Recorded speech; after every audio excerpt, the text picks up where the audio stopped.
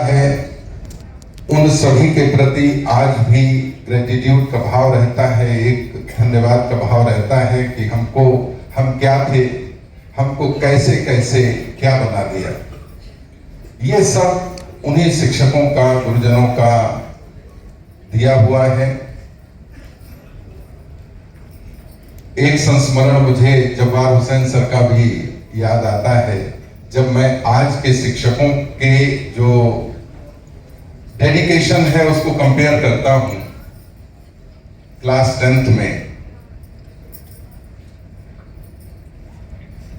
हमारे बोर्ड होने वाले थे और सुबह को बड़ा कोहरा पड़ता था, क्योंकि चौबारी वहां रामगंगा नदी के पास में था, तो बहुत कोहरा पड़ता था और बोर्ड के एग्जाम होते थे। उस समय कोहरा थोड़ा ज्यादा पड़ता था, अभी तो ठंड भी ढंग से नहीं पड़ती है।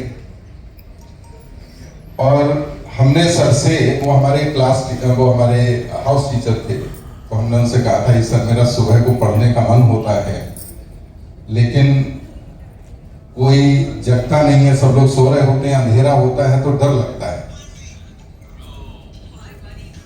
तो 2 महीने तक वो रात को लगभग 3 साढ़े 3 बजे अपने घर से निकल के हमारे हाउस के पास में जो हाउस टीचर का एक कमरा था वहां आके बैठ जाते थे, हमको जगाते थे और मैं लगभग 2-3 घंटे पढ़ता था और तब तक वो वहां बैठ के अखबार पढ़ते रहते थे रात। ये वो डेडिकेशन था जो आज माता पिता भी अपने बच्चे को करने को तैयार नहीं है।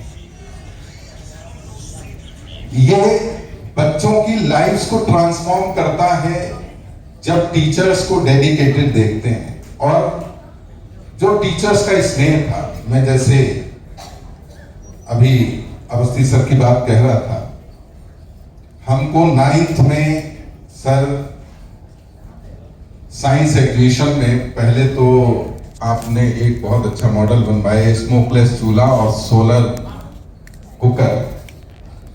उसमें मुझे याद नहीं है कि मैंने कितना काम किया था, अधिकतर काम सर नहीं किया था।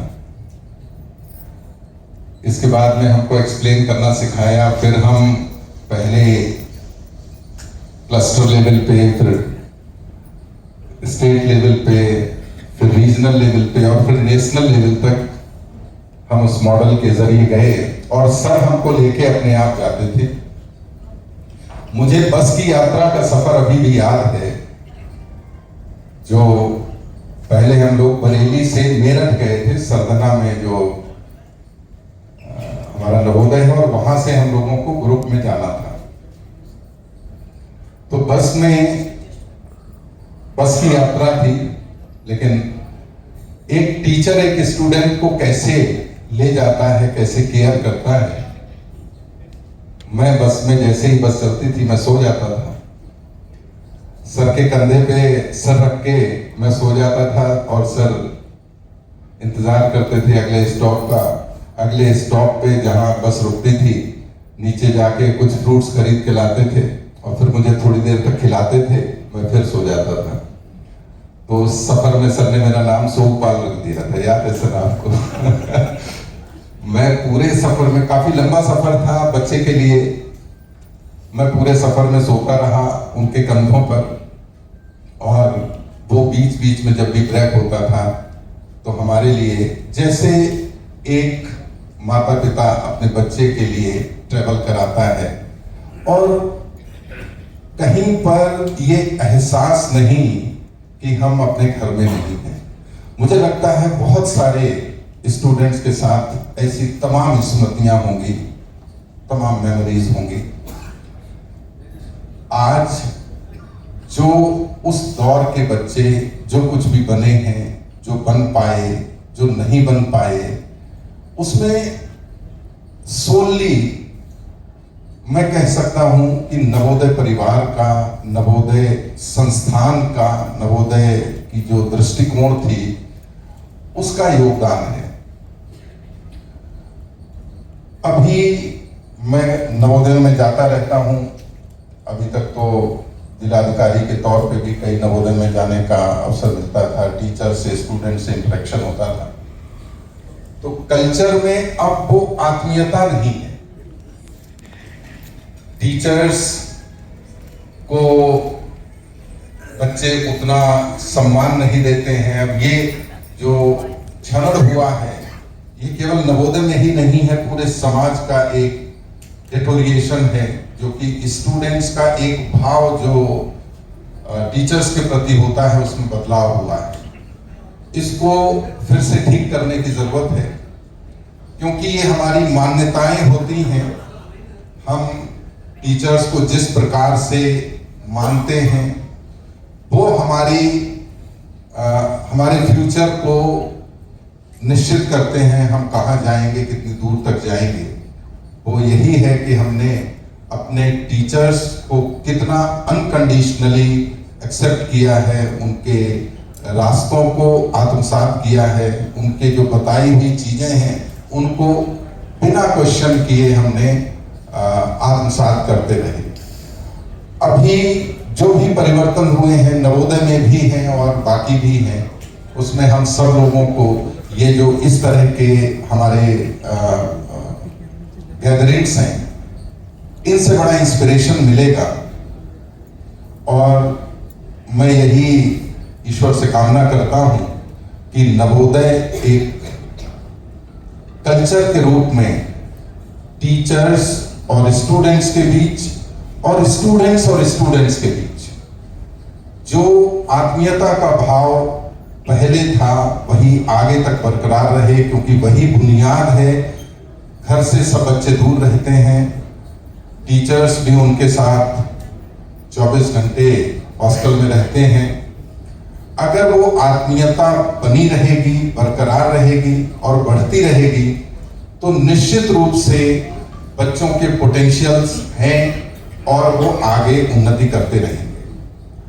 अभी जैसे हम देख रहे थे कि हमारे नवोदय के कुछ बच्चे यहाँ पर हैं और जिस प्रकार की आत्मीयता नवोदय के स्टूडेंट्स में आज भी महसूस होती है। मैं किसी भी जनपद में गया, वहां पर कुछ बच्चे किसी न किसी विभाग में नवोदय के होते हैं, तो वो मुझको सर कह के नहीं संबोधित करते, वो हमेशा भैया कह के बुलाते हैं। ये जो भैया और दीदी वाला कल्चर है, ये एक ऐसा कल्चर है कि जिसे स्कूल्स में और स्कूल के बाद भी हम लोग जो भी नवोदय के हैं वो एक दूसरे को पहचानते हैं इसी लहजे से।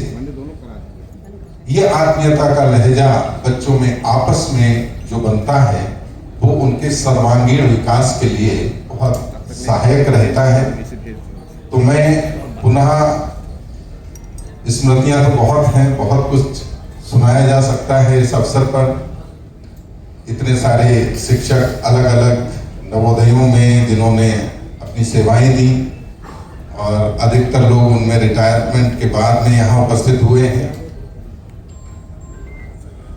हम सब लोग जो नवोदय परिवार के पास आउट बच्चे हैं, वो सामूहिक रूप से आज इस अवसर पर आपके प्रति अपनी कृतज्ञता व्यक्त करते हुए तहे दिल से धन्यवाद देते हैं कि हम जो कुछ भी हासिल कर सके, हम जो कुछ भी बन सके, उनमें आपका हाथ है, आपका योगदान है। आपका एक जो रोड मैप आपने दिखाया था, उसी पर चलते चलते हम आगे बढ़े हैं और आपका आशीर्वाद हमारे ऊपर यूं ही बना रहेगा और हम अपने जीवन के आगे के सफर में भी आपको कभी निराश नहीं करेंगे, ये हम संकल्प भी लेते हैं। क्योंकि नवोदय प्रार्थना अभी भी मेरे ऑफिस में मेरे पीछे नवोदय प्रार्थना लगी रहती है, तो जो भी आता है वो दूर से पहचान लेता है कि हम कहाँ के हैं। तो चलिए, आप सभी लोगों को बहुत बहुत शुभकामनाएं। मैं सभी शिक्षकों को अपने नवोदय परिवार के बच्चों की ओर से, छात्रों की ओर से धन्यवाद ज्ञापित करते हुए अपनी वाणी को विराम देता हूं। आप सभी लोगों का यहाँ आने के लिए, पधारने के लिए तहे दिल से शुक्रिया, धन्यवाद।